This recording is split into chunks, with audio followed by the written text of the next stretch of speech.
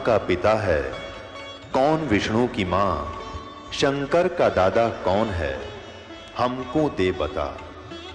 ये जानने के लिए कृपया सुनिए जगत गुरु तत्वदर्शी संत रामपाल जी महाराज के अमृत वचन सर्व पवित्र धर्मों के पवित्र शास्त्रों के आधार पर।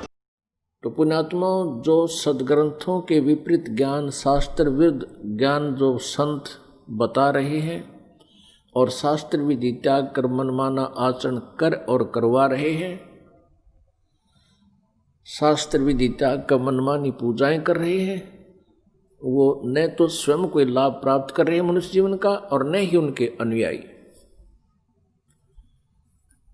इसके लिए श्रीमद् भगवत गीता अध्याय 16 श्लोक 23 में और 24 में कहा है। 23 में कहा कि शास्त्र विधि को त्याग कर जो मनमाना आचरण करते हैं उनको न तो कोई सुख होता है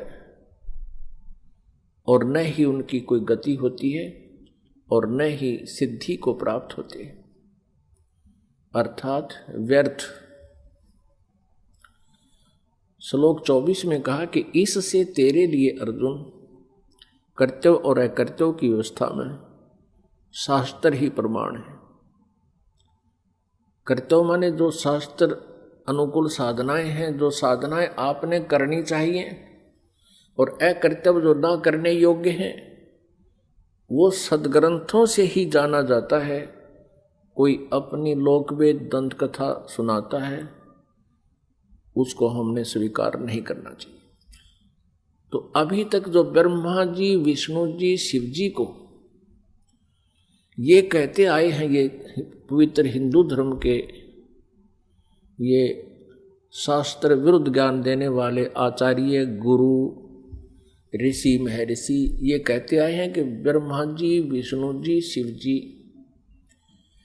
ये अजर अमर हैं, इनके कोई माता पिता नहीं है और ये सभी ब्रह्मांडों के रचनहार यही है।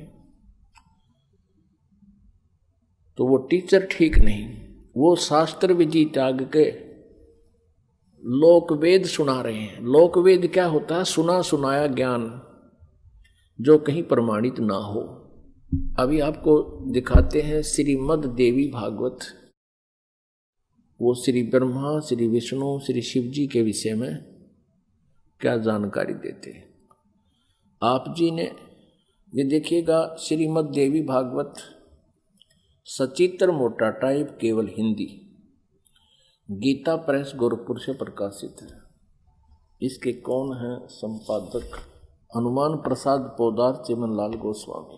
प्रकाशक एवं मुद्रक हैं गीता प्रेस गोरखपुर, गोविंद मोहन कार्यालय, कोलकाता का संस्थान। तीसरे स्कंद में 123 पृष्ठ पे है, तीसरा स्कंद।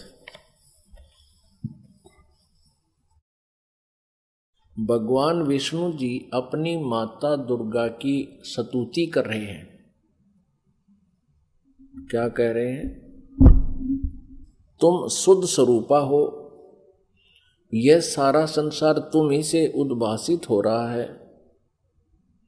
मैं, ब्रह्मा और शंकर, विष्णु जी करें, हम सभी तुम्हारी कृपा से विद्यमान हैं।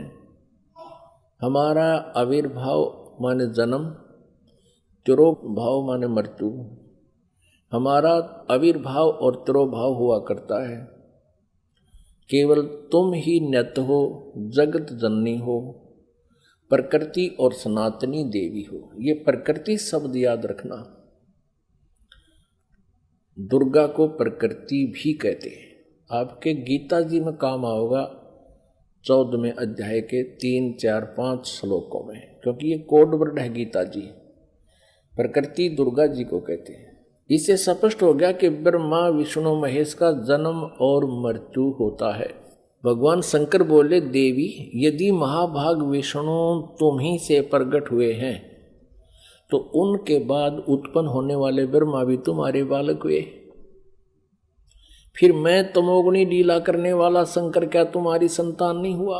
अर्थात मुझे भी उत्पन्न करने वाली तुम ही हो। शिवे, संपूर्ण संसार की सृष्टि करने में तुम बड़ी चतुर हो। इस संसार की सृष्टि, स्थिति और संहार में तुम्हारे गुण सदा समर्थ हैं। उन्हीं तीनों गुणों से उत्पन्न हम, रजगुण ब्रह्मा जी, सतगुण विष्णु, तमगुण शंकर, उन्हीं तीनों गुणों से उत्पन्न हम ब्रह्मा, विष्णु एवं शंकर नियमानुसार कार्य में तत्पर रहते हैं। पुण्यात्मा, इस पवित्र देवी पुराण ने इन चंद पंक्तियों में स्पष्ट कर दिया कि श्री ब्रह्मा, विष्णु, महेश ये नासवान है, इनकी जन्म और मृत्यु होती है।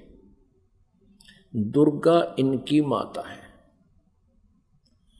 और रजगुण ब्रह्मा जी, सतगुण विष्णु, तमगुण शिव जी है। और चौथा ये कंसेप्ट क्लियर हो गया कि ये केवल नियमित कार्य ही कर सकते हैं। जिसका जैसा नियमित है, जिसका किस्मत में जो कुछ भी लिखा है उसमें ये परिवर्तन नहीं कर सकते, उनको जैसा ही दे सकते हैं। जैसा कर्म है वैसा ही उनको फल देते हैं, ऐसा इनका नियम है। और ये हमारे सदग्रंथों में लिखा हुआ है। अब आप जी को डिटेल से दिखाते हैं। इसी श्रीमद् देवी भागवत को ही पुनः दिखाते हैं पूरी डिटेल से। ये देखिएगा,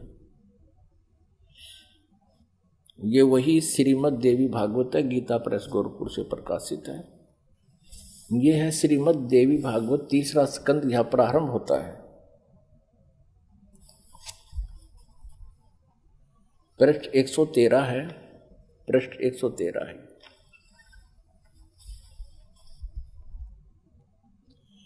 जन्मे जय ने पूछा, भगवान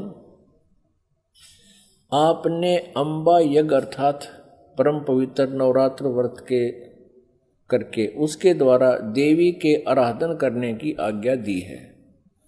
अतः वे कौन देवी हैं, कैसे और कब प्रकट हुई, उनके पधारने का क्या उद्देश्य था है, तथा वे किन गुणों से विभूषित हैं। अंबा यज्ञ किस प्रकार होता है। आगे ब्रह्मन साथ ही विस्तार पूर्वक ब्रह्मांड की उत्पत्ति भी कही है, क्योंकि भूदेव ब्रह्मांड के विषय में जो कुछ कहा गया है तथा वह जैसा जो है, ये सभी बातें आप जानते हैं। व्यास जी से पूछ रहे हैं, जन्मेजय जी मैंने सुना है कि ब्रह्मा, विष्णु और रुद्र ये तीन सगुण देवता हैं। कर्मशः सृष्टि, पालन और संहार के कार्य का उत्तरदायित्व इन पर रहता है। पाराशर नंदन व्यास जी, अब मैं इनके संबंध में विस्तार पूर्वक सुनना चाहता हूँ, आप बतलाने की कृपा करें। व्यास जी कहते हैं, राजन तुम्हारी बुद्धि बड़ी विशाल है। अभी तुमने जो पूछा कि ब्रह्मादि की उत्पत्ति, यानी ब्रह्मा विष्णु महेश, ब्रह्मादि माने ब्रह्मा विष्णु महेश की उत्पत्ति कैसे हुई, सो वह महान कठिन विषय है। उसमें अनेक प्रश्न उठ जाते हैं। यही प्रश्न पूर्व समय में मैंने नारद जी से किया था। व्यास जी कह रहे हैं कि मैंने नारद से पूछा था यही ज्ञान। मैंने कहा, मुने आप बुद्धिमान हैं, मुझे यह बताने की कृपा कीजिए कि इस विस्तृत ब्रह्मांड के प्रधान कर्ता कौन है। मुनिवर, यह ब्रह्मांड कहाँ से उत्पन्न हो गया। दिविजवर, साथ ही यह भी बताइए कि यह ब्रह्मांड विनाशशील है अथवा सदा रहने वाला है। इसकी रचना ये 114 पृष्ठ पे, तीसरा स्कंद। करने वाला कोई एक है अथवा बहुत से इसके रचयिता है। कर्ता के अभाव में कार्य का होना असंभव है। यह प्रश्न मेरे मन में उठा करता है। कुछ लोग भगवान शंकर को परम कारण मानकर जगत का रचयिता बतलाते हैं। वे कहते हैं कि देवादिदेव भगवान शंकर अविनाशी पुरुष हैं, उनका कभी जन्म और मरण नहीं होता, वे आत्मा मर्मण करने वाले हैं, देवताओं पर भी उनका शासन बना रहता है। दूसरे कई लोग भगवान विष्णु की प्रशंसा किया करते हैं। वे शक्तिशाली पुरुष, अव्यक्त, अखिल ऐश्वर्य के संपन्न परब्रह्म परमात्मा है। कुछ दूसरे लोग ब्रह्मा जी को सृष्टि का प्रधान कारण बताते हैं। कितने ही आचार्य भवानी को संपूर्ण मनोरथ पूर्ण करने वाली बतलाते हैं। वे आदि माया महाशक्ति एवं परम पुरुष के साथ रहकर कार्य संपादन करने वाली प्रकृति है। ब्रह्म के साथ उनका अभेद संबंध है। ब्रह्म ये काल है, क्षर पुरुष, और अभेद संबंध यानी पति पत्नी का संबंध है। वे सृष्टि स्थिति और संहार कार्य में संलग्न रहती हैं। संपूर्ण प्राणियों एवं देवताओं की भी वे जननी है, उनका कभी जन्म मरण नहीं होता। वैष्णवी, सांभवी, ब्राह्मी, वासवी, वारुणी, वाराही, नारसिंही और तथा अद्भुत महालक्ष्मी नाम से विख्यात है। 115 पृष्ठ पे। कितने श्रेष्ठ मुनि कहते हैं कि जो निरंजन, निराकार, निर्लेप, निर्गुण, अरूप एवं व्यापक ब्रह्म है, उन्हीं से जगत की सृष्टि हुई है। कहीं कहीं वेद और उपनिषद में भी वे ही ब्रह्म तेजो में बतलाए गए हैं और प्रधान पुरुष हैं। हजारों मस्तकों, आँखों, कानों, हाथों, मुखों, चरणों से वे संपन्न आकाश ये आगे देखो। अब व्यास जी पूछ रहे थे नारद जी थे कि मैंने ऐसा सुना है, कोई कुछ बता रहा है, कोई कुछ बता रहा है, कोई शंकर को रचयिता, कोई विष्णु जी को रचयिता बताते। अब नारद जी कहते हैं, व्यास जी प्राचीन समय की बात है, यही संदेह मेरे हृदय में भी उत्पन्न हो गया था। तब मैं अपने पिता अमित तेजस्वी ब्रह्मा जी के स्थान पर गया और उनसे इस समय जिस विषय में तुम पूछ रहे हो उसी विषय में मैंने पूछा। मैंने कहा, पिताजी यह संपूर्ण ब्रह्मांड कहाँ से उत्पन्न हुआ? विभो, आपने सम्यक प्रकार से इसकी रचना की है, अथवा विष्णु इस विश्व के रचयिता हैं या शंकर ने इसकी सृष्टि की है। पर जगत प्रभु, आप विश्व के आत्मा हैं और सच्ची बात बताने की कृपा करें। किन देवताओं की पूजा करनी चाहिए तथा कौन देवता सबसे बड़े एवं समर्थ है? निष्पाप ब्रह्मा जी, इन सभी प्रश्नों का समाधान करके मेरे हृदय के संदेह को दूर करने की कृपा कीजिए। सत्यवती नंदन व्यास जी, इस प्रकार मेरे प्रसन्न करने पर लोक पितामह ब्रह्मा जी मुझसे कहने लगे। ब्रह्मा जी ने कहा, बेटा मैं इस प्रश्न का क्या उत्तर दूं? यह प्रश्न बड़ा ही जटिल है। महाभाग, तुम भगवान विष्णु से इसका समुचित समाधान पा सकते हो। ये तीनों देवता, इनको ज्ञान तो है नहीं, इसलिए ये अपने से दूसरे की तरफ धका दिया करें, चलो वहाँ उससे पूछ लो। फिर भी विष्णु जी की तरफ संकेत करते हैं, फिर भी अपना ज्ञान वो बता रहे हैं। ब्रह्मा जी कह रहे हैं, महामते, इस संसार में कोई भी रागी पुरुष ऐसा नहीं है जिसे यह रहस्य विदित हो। जो त्यागी, अहंकार रहित एवं ईर्षा शून्य है, वही इसके रहस्य को जान सकता है। पूर्व काल में, अब सृष्टि की रचना बता रहे हैं ब्रह्मा जी। पूर्व काल में सर्वत्र जल ही जल था। स्थावर जंगम जितने प्राणी हैं उनमें कोई भी नहीं थे। तब कमल से मेरी उत्पत्ति हुई। उस समय मुझे सूर्य, चंद्र, वृक्ष तथा पर्वत कोई भी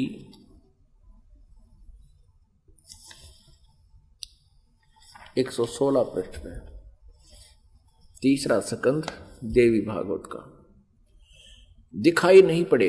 मैं कमल की कणिका पर बैठकर विचार करने लगा, इस अगाध जल में मैं कैसे उत्पन्न हो गया, कौन मेरा रक्षक है तथा इस प्रलय काल में सृष्टि एवं संहार करने वाले कौन विशिष्ट पुरुष हैं।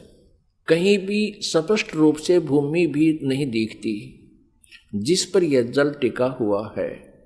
यह कमल कैसे उत्पन्न हुआ, यों विचार करके मैं जल में उतरा। ब्रह्मा जी कह रहे हैं, 1000 वर्ष तक पृथ्वी का अन्वेषण करता रहा, यानी खोज करता रहा। इस पर भी मुझे उस जल का कहीं और छोर नहीं मिला। इतने में आकाशवाणी हुई, तप करो तप करो। तब मैंने तपस्या आरंभ कर दी। कमल पर बैठे ही 1000 वर्ष तक मैं तप करता रहा। फिर उसी समय सृष्टि करो, ऐसी आकाशवाणी सुनाई पड़ी। उसे सुनकर मैं बड़े आश्चर्य में पड़ गया। सोचा कि किसकी सृष्टि करूं अथवा मेरा क्या कर्तव्य है। उसी समय मधु और कैटब नाम के दो भयंकर दानव राक्षस सामने आ गए। वे उस महावर्ण में मुझसे युद्ध करने की इच्छा प्रकट करने लगे। मैं उनसे भयभीत हो उठा। तब कमल का डंठल पकड़कर जल में उतरा। वहां मुझे एक परम अद्भुत पुरुष के दर्शन मिले। उनका श्री विग्रह माने शरीर मेघ के समान श्याम था, बादलों की तरह, काले बादलों की तरह। वे पीतांबर पहने थे, 4 भुजाएं थी, शेष नाग की सैया पर सोए थे। उन जगत प्रभु के गले को वनमाला सुशोभित कर रही थी। शंख, चक्र, गदा और पद्म, इन 4 आयुधों से अनुपम शोभा पा रहे थे। ऐसे शेष शाही भगवान विष्णु का मुझे दर्शन हुआ। वे योग निंद्रा के वशीभूत होकर गाढ़ी नींद में सोए हुए थे। उनकी सारी चेष्टाएं शांत थी। नारद जी शेष नाग की सैया पर सोए हुए उन प्रभु को देखकर मेरा मन चिंतित हो उठा। इतने में भगवती योग निंद्रा याद आ गई। मैंने उनका स्तवन किया। तब वे कल्याणमयी भगवती श्री विष्णु जी के विग्रह से निकलकर, विग्रह माने शरीर से, श्री विष्णु जी के शरीर से निकलकर अत्यंत रूप धारण करके आकाश में विराजमान हो गई। दिव्य आभूषण उनकी छवि बढ़ा रहे थे। जब योग निंद्रा भगवान विष्णु के शरीर से अलग होकर आकाश में विराजने लगी, तब तुरंत ही श्री हरि उठ बैठे। अपने आत्माओं, जैसा आज आपको सृष्टि रचना में पहले बताया था, वर्बली दास ने बताया था, जो परमात्मा ने हमें बता रखा था, कबीर साहब ने ये कहा था कि दुर्गा ब्रह्मा जी, विष्णु जी और शिव जी की माता है, श्री देवी, और ये काल ज्योति निरंजन इनका पिता है। ये क्या करते हैं? इन तीनों बच्चों की उत्पत्ति करते हैं। ये काल यानी ब्रह्म, सर्वपुरुष भी कहते हैं इसको, सर्वब्रह्म भी कहते हैं। सर्वब्रह्म और ये दुर्गा जी, इन दोनों के पति पत्नी व्यवहार से श्री ब्रह्मा जी, श्री विष्णु जी, श्री शिव जी की उत्पत्ति होती है, जन्म होता है। और ये क्या करते हैं? इनको बाल्यावस्था से ही कोमा में कर देते, अचेत कर देते और उनकी परवरिश जारी करते हैं। जब ये युवा होते हैं तो इनको सचेत कर देते। अब ये दुर्गा अन्य रूप धारण करके प्रेतवत, प्रेतनी की तरह विष्णु जी के शरीर में प्रवेश करके इनको बेहोश किए हुए थी। ऐसे ही ब्रह्मा जी को ये कमल के फूल पर रख दिया और तब तक ये अचेत था, कोमा में डाल रखा था। ये खुद कहता मुझे पता नहीं मैं कमल के फूल पर कहां से उत्पन्न हो गया, मेरा कौन जनक है। अब नीचे उतरा तो देखा विष्णु जी बेहोश पड़े थे वो, और उसमें से जब वो दुर्गा निकल गई, बाहर आई, तो सचेत हो गए।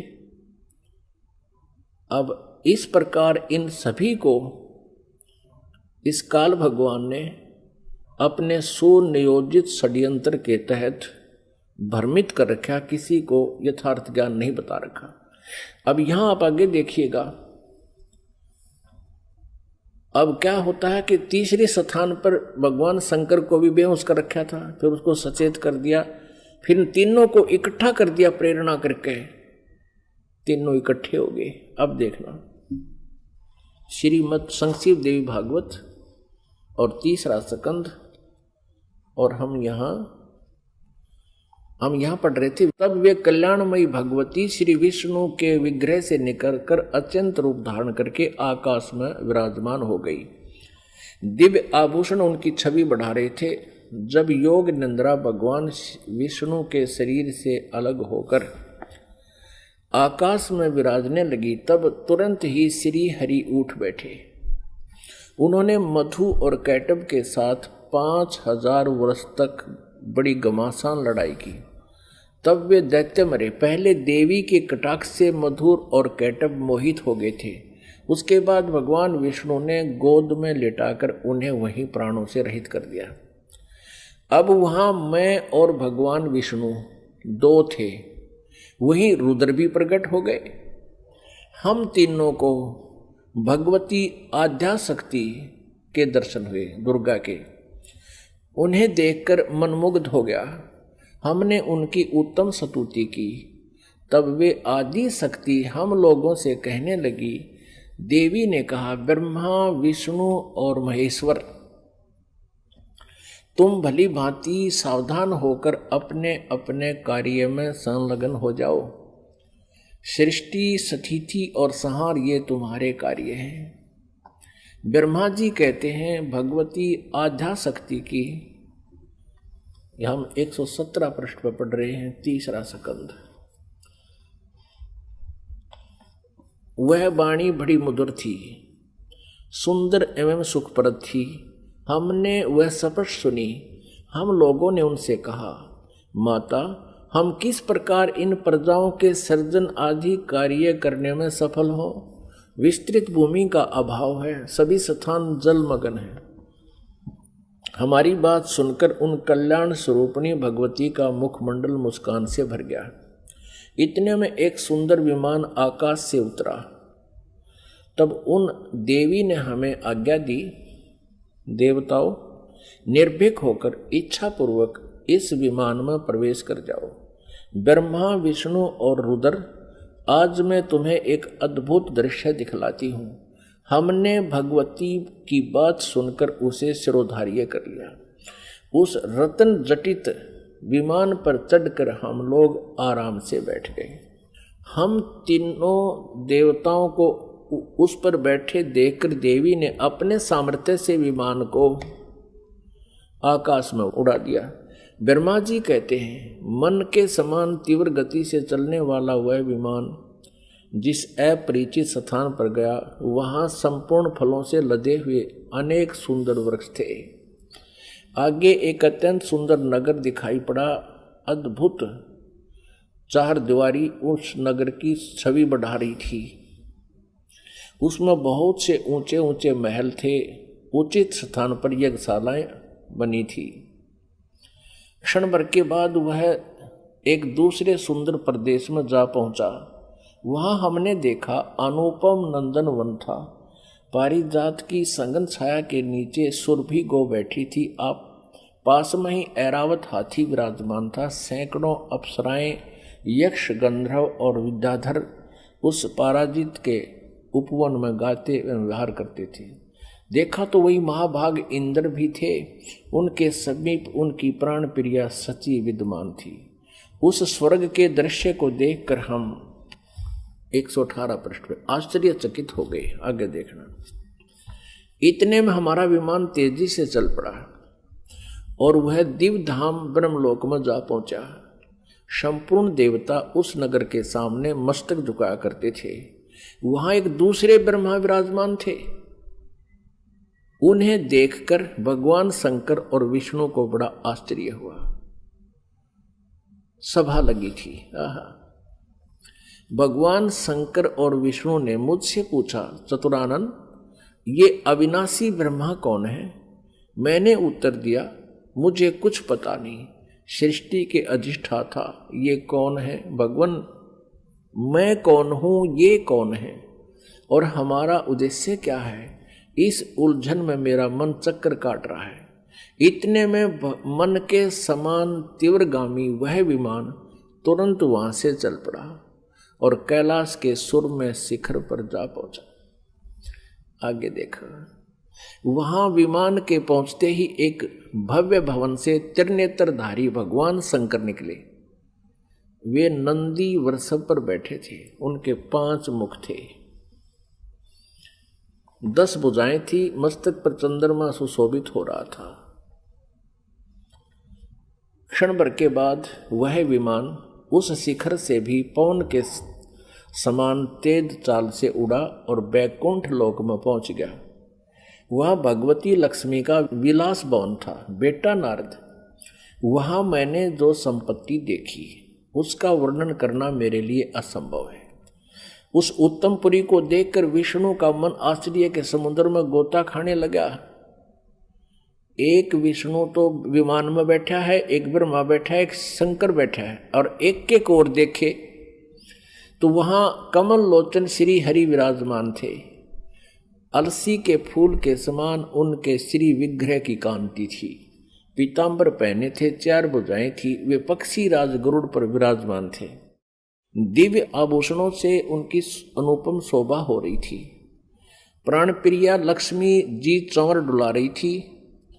उन सनातन श्री हरि की झांकी पाकर हम सभी भौचक्के से रह गए। एक दूसरे को देखते हुए हम विमान में एक उत्तम आसन पर बैठे रहे। इतने में ही पवन से बातें करता हुआ वह विमान तुरंत उड़ गया। आगे अमृत के समान मीठे जल वाला समुद्र था। उसका जल बड़ा ही मधुर था। पुण्यात्माओं, परमेश्वर कबीर देव जी ने अपने द्वारा रची हुई सृष्टि की रचना का जो ज्ञान दिया है उसमें बहुत ही विस्तार से बताया है। अब ये श्री ब्रह्मा जी, विष्णु जी, शिव जी विमान में बैठे हैं। दुर्गा ने इनको आकाश में उड़ा दिया विमान को। ये जहां पहुंचे वहां ब्रह्मा जी विराजमान थे, और एक ब्रह्मा जी बैठा विमान में और एक सामने बैठा वहां उस ब्रह्मा के लोक में। और फिर वहां देखा तो ब्रह्मा जी के विष्णु और शिव जी पूछते हैं कि ये दूसरा ब्रह्मा कौन है। ब्रह्मा जी, विमान वाले ब्रह्मा जी कहते मुझे नहीं मालूम ये कौन है, हम कौन है, कहां से उत्पन्न हो गए, हमारा क्या उद्देश्य है। तो ये कौन था? इस काल ने, जैसे आपको सृष्टि रचना के प्रारंभ में बताया था, इसने एक ब्रह्मांड के टॉप मोस्ट प्लेस पे, शिखर सुन में यानी चोटी पे 3 स्थान बना रखे हैं। आपको एक चित्र दिखाते हैं ब्रह्मांड का, इससे आसानी से समझ में आओगी। देखिएगा, एक ब्रह्मांड का लघु चित्र, ये देखिएगा, ये एक अंडे जैसी शेप है, इसकी अंडे जैसा आकार है। इसको एलिपिकल इसका जो है ना शेप है, आकार है। अब ये देखिएगा, नीचे से शुरू करते हैं। सबसे नीचे ये पाताल लोक, तलातल, रसातल, सूतल, अतल, महातल, तलातल और वितल। तो ये है पृथ्वी लोक। ये शिव का लोक, शिवपुरी जिसे कहते हैं। ब्रह्मा जी का लोक ब्रह्मापुरी, विष्णु जी का लोक विष्णुपुरी। अब ये जो क्षेत्र है, और ये है कॉमन स्वर्ग और नरक, और ये है धर्मराय का लोक, यानी यहाँ का न्यायाधीश बना रखा है इस काल ने, ये जहाँ सबका अकाउंट होता है। और ये जो स्थान है ये ब्रह्मलोक है सारा। ये स्थान जो है इसको ब्रह्मलोक कहते हैं। एक ये स्वर्ग है, इसमें भी एक इंद्र हो रहता है। ये इंद्र अलग है और इसलिए इसको महा इंद्र कहा है। ये इसमें क्या कर रखा है, ये एक महास्वर्ग है। इसी में इसने एक अलग से और एक डुप्लीकेट काम कर रखा है। नकली सतलोक, नकली अलखलोक, नकली अगमलोक और नकली अनामी लोक की रचना कर रखी है। इधर ये 88,000 खेड़े हैं, इधर ये सप्तपुरी है। और इस सारे इस ब्रह्मलोक के ऊपर, ये ब्रह्मलोक है, इस ब्रह्मलोक के ऊपर इसने यहां 3 गुप्त स्थान बना रखे हैं। आपको बताया था कि एक ये रजोगुण प्रधान क्षेत्र है, इसमें ये काल सरपुरुष स्वयं ब्रह्मा रूप धारण करके रहता है और साथ में अपनी पत्नी दुर्गा को सावित्री रूप में रखता है। ये वहां यहां से अंतर्ध्यान हुआ, इनके विमान से पहले ये यहां पहुंच गया। एक ये तमोगुण प्रधान क्षेत्र है, इसमें ये स्वयं महाविष्णु महाशिव रूप में रहता है और दुर्गा को अपने यानी उमा रूप में रखता है। और फिर ये एक सतोगुण प्रधान क्षेत्र है। आगे फिर ये स्वयं ही विष्णु रूप धारण करके वहां विराजमान हो जाता है और दुर्गा को महालक्ष्मी रूप में रखता है। अब जब इनका विमान वहां पहुंचा इस रास्ते से, पहले इन्होंने देखा यहां इंद्र का लोक देखा, ये पहले बड़े बड़े वृक्ष और अन्य लोक देखे, फिर यहां से यहां प्रवेश हुआ। इससे आगे नहीं जा सकते ये। इनका विमान महा इंद्र को देखकर वापस यहां से आया, फिर इस रास्ते से ऊपर गया। आगे जाके इन्होंने क्या देखा, सबसे पहले ब्रह्मा का ये काल बैठा था सरपुरुष ब्रह्मा रूप में, और फिर वहां से ये इनका विमान यहां आ गया। इस वहां इन्होंने एक शंकर जी और देखा, ये काल था, स्वयं सरपुरुष ने अपना अलग से वहां 3 रूप धारण किए, और फिर ये विष्णु लोक में आ गए। वहां एक विष्णु और था और लक्ष्मी जी बैठी थी। यह दुर्गा इस विष्णु रूपी काल के ऊपर, सरपुरुष के ऊपर चमर करी थी। यहां से फिर इनका विमान यहां आया, इस मीठे जल के समुद्र में। यहां दुर्गा का एक लोक अलग से है। अब आगे पढ़ते, यहां तक हम पढ़ते हुए आ चुके हैं श्री देवी पुराण को।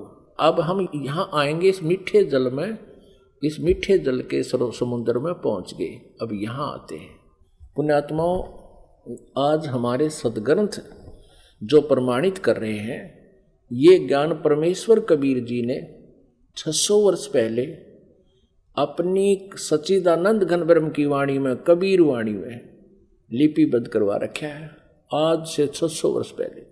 और आज इन सदग्रंथों में हमें सत्य हो रहा है। तो इससे सिद्ध है कि पूर्ण परमात्मा कबीर जी हैं, जिन्होंने पहले ही ये ज्ञान हमें दे रखा था और हमारे सदग्रंथों में विद्यमान है। अब हम कहाँ तक पढ़ते हुए आगे कि इन तीनों ये विमान में बैठे हैं, ब्रह्मा विष्णु शिव जी, और दुर्गा ने अपनी शक्ति से विमान को आकाश में उड़ा दिया। पहले वो पहुंचे ब्रह्मा जी के लोक में, वह इस काल के उस स्थान पर पहुंचे जो रजोगुण प्रधान है। वहां यह स्वयं ही सरपुरुष यानी काल ब्रह्म स्वयं ही ब्रह्मा रूप धारण करके विराजमान था। आगे फिर गए तो इस शंकर रूप में विराजमान था, आगे गए तो ये विष्णु रूप में विराजमान था। फिर वहां से इनका विमान कहाँ गया, ये सारा इसलिए किया गया था कि कहीं ये अपने आप को भगवान ना मान बैठे, इनका भ्रम निवारण कर दें। अब देखना, ये देवी भागवत चल रहा है, श्रीमद् देवी भागवत गीता प्रेस गोरखपुर से प्रकाशित है। ये वही पुस्तक है जो आपको पहले दिखाई थी। हमने यहां तक पढ़ लिया, हमने ये पढ़ा 118 पे। इतने में हमारा विमान तेजी से चल पड़ा और एक दिव्य धाम ब्रह्म लोक में जा पहुंचा। वहां पर एक दूसरे ब्रह्मा विराजमान थे। एक तो विमान में बैठा है, एक वहां विराजमान था दूसरा, वो ब्रह्म था, सरपुरुष था, वो धोखा देता है इनको, वो स्वयं ब्रह्मा रूप में वहां विराजमान था। उन्हें देखकर भगवान शंकर और विष्णु को बड़ा आश्चर्य हुआ, सभा लगी थी। भगवान शंकर और विष्णु ने मुझसे पूछा, चतुरानन ये अविनाशी ब्रह्मा कौन है? मैंने उत्तर दिया, मुझे कुछ पता नहीं। सृष्टि के अधिष्ठाता ये कौन है? भगवान मैं कौन हूँ? ये कौन है? और हमारा क्या उद्देश्य है? इस उलझन में मेरा मन चक्कर काट रहा है। इतने में मन के समान तीव्रगामी वह विमान तुरंत वहां से चल पड़ा और कैलाश के सुर में शिखर पर जा पहुंचा। वहां विमान के पहुंचते ही एक भव भवन से त्रिनेत्रधारी भगवान शंकर निकले। वे नंदी वृषभ पर बैठे थे। ये काल निकला वहां से, सरपुरुष। और फिर वहां से क्षण भर के बाद वह विमान उस शिखर से भी पवन के समान तेज चाल से उड़ा और बैकुंठ लोक में पहुंच गया। वहां पर कौन थे? वहां कमल लोचन श्री हरि विराजमान थे, विष्णु जी एक और यो काल बैठा था, सरब्रह्म सरपुरुष, और उसकी 4 भुजाएं थी। पक्षीराज गरुड़ पर विराजमान थे और प्राण प्रिय लक्ष्मी जी चौंच बुला रही थी। अब हम यहाँ आते हैं, नीचे देखते हैं। इतने में पवन से बातें करता हुआ वह विमान तुरंत उड़ गया। आगे अमृत के समान मीठे जल वाला समुद्र था, जिसका जल बड़ा ही मधुर था। हम 119 पृष्ठ पर पढ़ेंगे, अब 118 हमने पढ़ लिया। उस समुद्र में वहां एक मनोहर द्वीप था।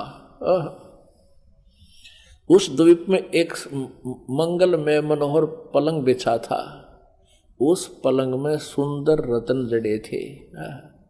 उस उत्तम पलंग पर एक दिव्य रमणी बैठी थी, या दुर्गा जाकर वहां विराजमान होगी आगे। वे ऐसी प्रभावपूर्ण देवी थी मानो करोड़ों बिजलियां एक साथ चमक रही हो।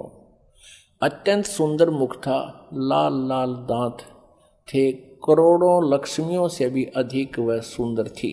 वे ऐसी प्रभावपूर्ण देवी थी मानो करोड़ों बिजलियां एक साथ चमक रही हो। अत्यंत सुंदर मुख था, लाल लाल दांत थे। ये पढ़ लिया।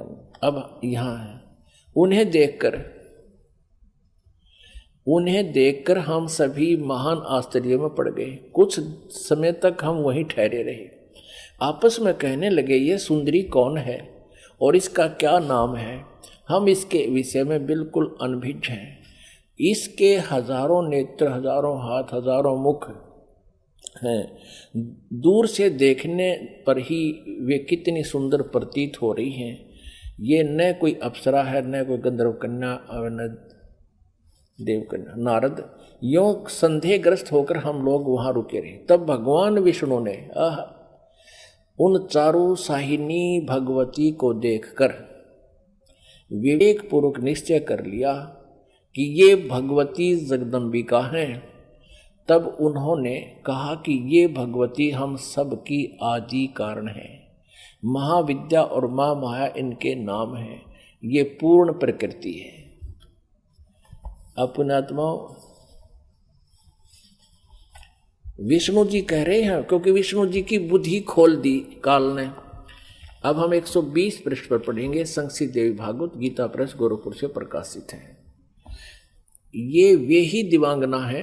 विष्णु जी बता रहे हैं अपना पिछले, इसकी थोड़ी सी बैकग्राउंड दिखा दी विष्णु को इस काल भगवान ने और दुर्गा ने। ये वे ही दिवांगना है जिनके प्रलय वर्ण में मुझे दर्शन हुए थे। उस समय मैं बालक रूप में था, मुझे पालने पर ये झुला रही थी। विष्णु जी के जन्म का प्रत्यक्ष प्रमाण, छोटा सा बालक था विष्णु जी। वट वृक्ष के पत्थर पर एक सुदृढ़ सैया बिछी थी, उस पर लेटकर मैं पैर के अंगूठे को अपने कमल जैसे मुख में लेकर चूस रहा था। कहते हैं प्रलय वर्ण में मुझे दर्शन हुए थे इस देवी के। उस समय में बालक रूप में था, छोटा सा बच्चा था। ये मुझे झुला रही थी, मैं अंगूठे चूस रहा था पैरों के। इन्हें देखकर मुझे पहले की बात याद आ गई। ये हम सब की जननी है। अब 121 पृष्ठ पे अब विष्णु जी ही बता रहे हैं। भगवान विष्णु बोले, प्रकृति देवी को नमस्कार है, भगवती विधात्री को निरंतर नमस्कार है। ये स्तुति करते हुए भगवान आ रहे हैं विष्णु जी। यहां देखिएगा 123 पृष्ठ पे जो प्रारंभ में पढ़ा था, अब वहीं फिर आगे हम भगवान विष्णु स्तुति कर रहे हैं अपनी दुर्गा माता की। तुम शुद्ध स्वरूपा हो, यह सारा संसार तुम इसे उद्भासित हो रहा है। मैं ब्रह्मा और शंकर हम सभी तुम्हारी कृपा से विद्यमान हैं। हमारा आविर्भाव यानी जन्म और तिरोभाव माने मृत्यु हुआ करता है। केवल तुम ही नित्य हो, जगत जननी हो, प्रकृति और सनातनी देवी हो। भगवान शंकर बोले, देवी यदि महाभाग विष्णु तुम्ही से प्रकट हुए हैं तो उनके बाद उत्पन्न होने वाले ब्रह्मा भी तुम्हारे बालक हुए हैं। फिर मैं तमोगुणी लीला करने वाला शंकर क्या तुम्हारी संतान नहीं हुआ? अर्थात मुझे भी उत्पन्न करने वाली तुम ही हो। शिवे, संपूर्ण संसार की सृष्टि करने में तुम बड़ी चतुर हो। इस संसार की सृष्टि, स्थिति और संहार में तुम्हारे गुण सदा समर्थ है। उन्हीं तीनों गुणों से उत्पन्न हम ब्रह्मा, विष्णु एवं शंकर नियमानुसार कार्य में तत्पर रहते हैं। अब पुण्यात्माओं, आप जी ने अपने सदग्रंथों को स्वयं पढ़ लिया और ये अभी तक पवित्र हिंदू धर्म के गुरुजन, ये आचार्य मंडलेश्वर, महामंडलेश्वर, गीता मनीषी, गीता के मर्मज ज्ञाता, वेदों के ज्ञाता, पुराणों के ज्ञाता कहलाते थे। इन्होंने कह ख का भी पता नहीं था। ये अज्ञानी है जो आज तक हमारे भगवानों यानी जिनको हम समर्थ मान रहे थे, अजरो अमर सुना करते थे, इनसे ये नहीं बता सके कि इनकी सतिथि क्या है, जबकि इनकी जीवनी बता रही है महापुरुषों की कि इनकी ये सतिथि है। अपने आत्माओं, जैसा कि आपको सृष्टि रचना के प्रारंभ में जब कथा शुरू करी थी बताया था कि काल भगवान ने,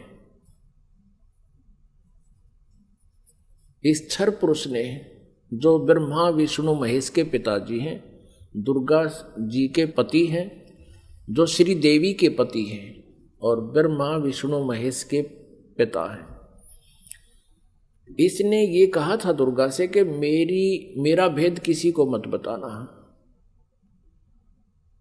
इसको बहुत सख्ती से कहा था। तो देवी ने उसी उद्देश्य से ब्रह्मा विष्णु महेश को इस क्षर पुरुष का ज्ञान नहीं दिया।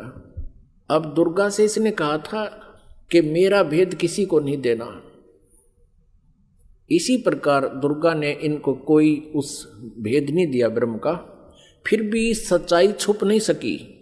अब इसी में आपको प्रमाणित करते हैं देवी भागवत में, ब्रह्मा जी ने वेदों को पढ़ा, दुर्गा से पूछा कि वेदों में ये लिखा है कि केवल एक ब्रह्म जिसके बराबर दूसरा नहीं है। ब्रह्म माने परमात्मा भी होता है, वो ब्रह्म माने भगवान होता है, वो एक ही परमात्मा पूजा के योग्य है। तो वो क्या आप ही हो क्या? ब्रह्मा ने पूछा क्या वो आप ही हो? दुर्गा से कहती। अब दुर्गा क्या उत्तर देती है देखिएगा। हम श्रीमद् देवी भागवत यानी दुर्गा पुराण, देवी पुराण को पढ़ रहे हैं, जो गीता प्रेस गोरखपुर से प्रकाशित है। इसके तीसरे स्कंद में पृष्ठ नंबर 125 पर हम पढ़ रहे हैं। 123 तक हमने पढ़ लिया। यहां 124 पे देखिएगा,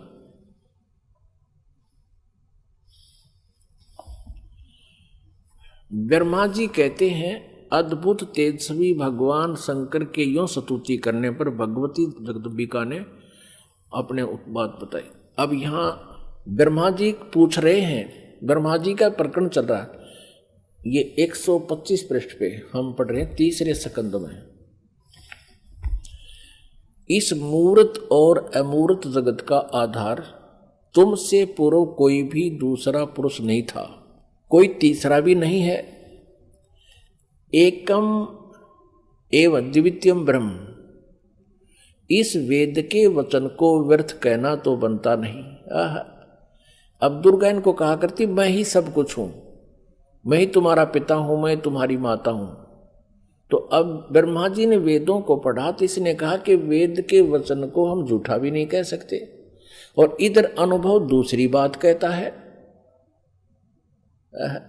इस प्रकार वेद वाक्यों और अनुभव में अत्यंत विरोध उत्पन्न हो रहा है। वेद कहते हैं एकम एव अद्वितीयम ब्रह्म है, तो क्या वह है आत्म स्वरूपा तुम ही हो अथवा वह कोई और पुरुष है? मेरे इस संदेह को दूर करने की कृपा करो। किसी महान पुण्य के प्रभाव से ही मुझे तुम्हारे चरणों की सेवा सुलभ हुई है। तुम स्त्री हो अथवा पुरुष, यह रहस्य भी मुझे विषाद रूप से कृपा करके बतलाओ।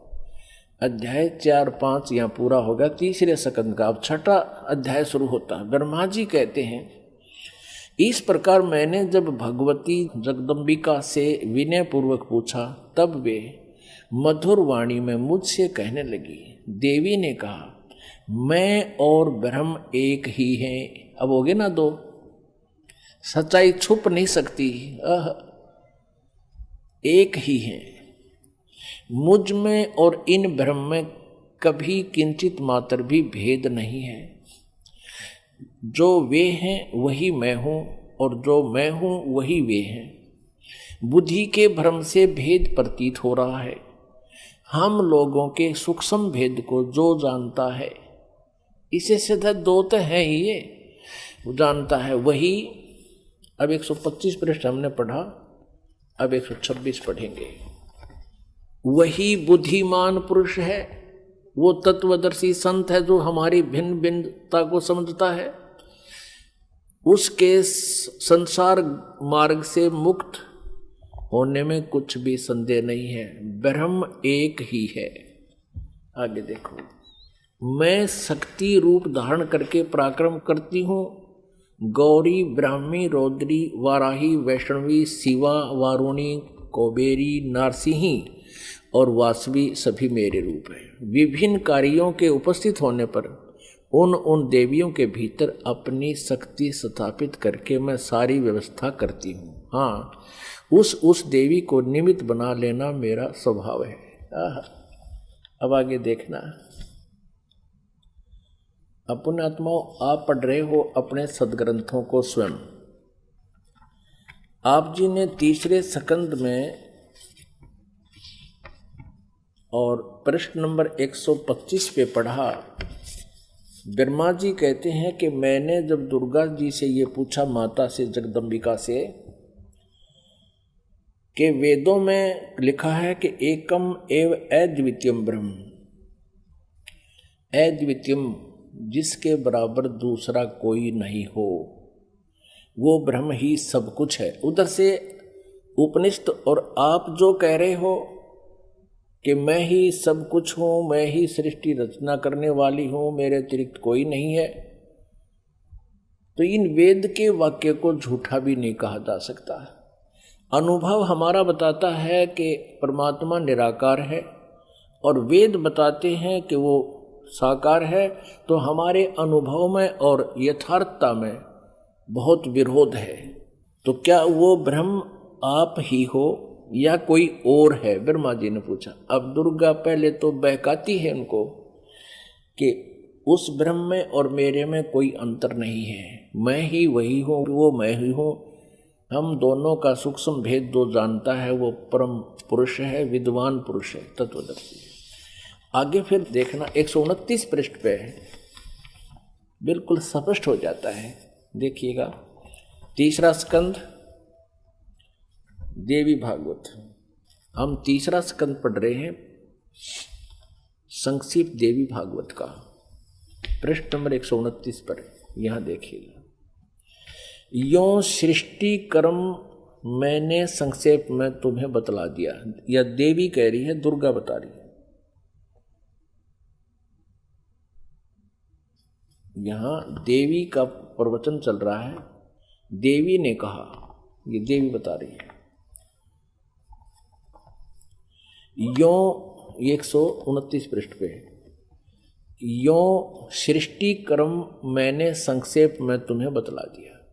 महानुभाव देवताओं, ब्रह्मा, विष्णु और शिव को दुर्गा कह रही है, अब मेरा कार्य सिद्ध करने के लिए विमान पर बैठकर तुम लोग शीघ्र पधारो, जाओ। कोई कठिन कार्य उपस्थित होने पर जब तुम मुझे स्मरण करोगे तब मैं सामने आ जाऊंगी। देवताओं, मेरा और सनातन परमात्मा का ध्यान तुम्हें सदा करते रहना चाहिए। अब यहां ये दो हो गए, तब तो कह रही थी मैं ही सब कुछ हूं, और अब ये कह रही है दो, मेरा और ये दुर्गा ब्रह्म को ही सनातन परमात्मा बता रही है। हम दोनों का, आगे दो, हम दोनों का स्मरण करते रहोगे तो तुम्हारे कार्य सिद्ध होने में किंचित मात्र भी संदेह नहीं रहेगा। ब्रह्मा जी कहते हैं, इस प्रकार कहकर भगवती जगदम्बिका ने हमें विदा कर दिया। उन्होंने शुद्ध चरित्र वाली शक्तियों में से भगवान विष्णु के लिए लक्ष्मी को, शंकर के लिए महाकाली को और मेरे लिए महासरस्वती को पत्नी बनने की आज्ञा दे दी।